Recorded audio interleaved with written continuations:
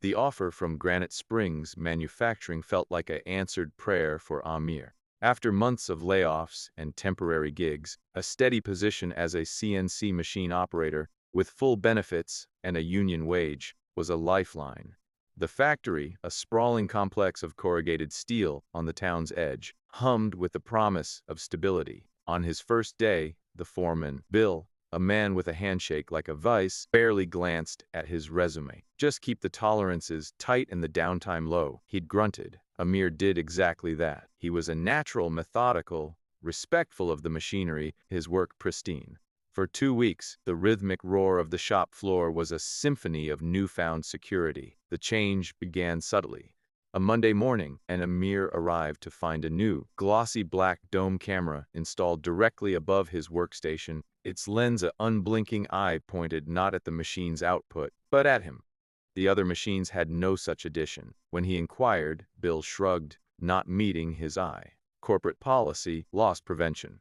The explanation was thin, cold, then came the silence. The easy, gruff camaraderie of the break room evaporated when Amir entered. Conversations died mid-sentence. The usual invitation to the weekly fantasy football pool never came. He'd catch fragments of whispers, security risk, different customs. They say he's got ties, woven into the din of the forklifts. The rumors, he learned, were strategic. They came from management, passed through Bill to a few trusted hands, then metastasized through the shop. Amir was anti-American. He was recording procedures to send overseas. He'd demanded special prayer breaks that were disrupting production. None of it was true, but truth was irrelevant. His co-workers, men and women he'd helped with minor adjustments or shared a coffee with, now watched him, not with curiosity, but with a dutiful, cold suspicion. They had been deputized. The surveillance was no longer just electronic. If Amir walked to the supply locker, Ted from welding would suddenly need a fitting from the same aisle. When he used the bathroom, he'd hear the door swing open a moment later, a pretended casual whistling from a stall 2 down. The feeling of being watched became a physical pressure, a constant prickling on the back of his neck. His prayers, which he performed quickly and quietly in a secluded corner of the empty locker room during his legally mandated breaks, felt exposed, a performance for an unseen audience he knew was somehow monitoring. The world outside the factory gates soon folded into the nightmare. Driving home, he first noticed the familiar blue pickup truck from the paint line 3 cars back. The next day, it was a minivan with a proud plant parent sticker he'd seen in the employee lot. Then it multiplied. A sedan with a woman he didn't recognize, a husband and wife in an SUV, their faces grimly set. They weren't hiding. They followed in a loose, rotating convoy, a parade of the perpetually offended.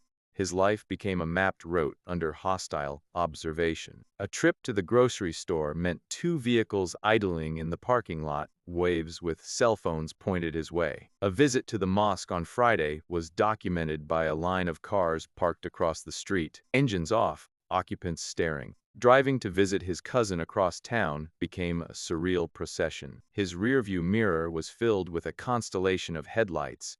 The blue pickup, the minivan, the sedan, a relentless, rolling panopticon. They followed him to the gas station, the park, the library. Day and night, 24/7. The message was clear. You belong to us. There is no private life. There is no escape. Amir stopped sleeping. The hum of his car engine morphed in his dreams into the unified drone of his followers. He jumped at shadows. He stopped going out. The isolation was total, engineered, and devastatingly effective. But within the crushing pressure, a cold, hard clarity formed.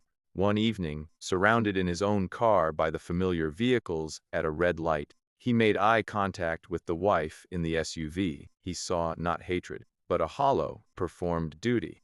These were not villains. They were employees following a perverse company directive, their prejudice monetized, and their loyalty weaponized. He began to document everything. He noted license plates, times, dates.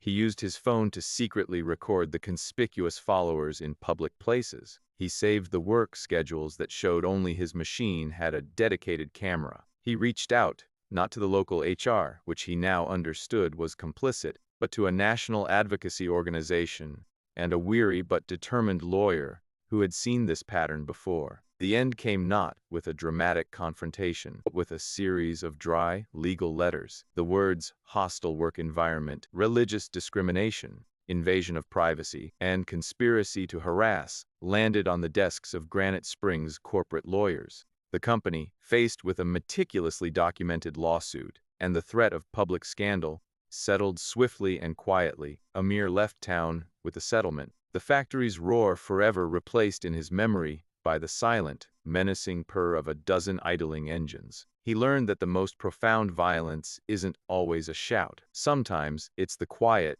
coordinated machinery of 1,000 watching eyes, the systematic theft of a man's peace, and the terrifying conversion of ordinary people into instruments of fear. The factory hadn't just manufactured parts. It had, for a time, manufactured his prison, proving that the walls of a need not be made of concrete, but can be built just as solidly from suspicion, complicity, and the unwavering glare of one's neighbors.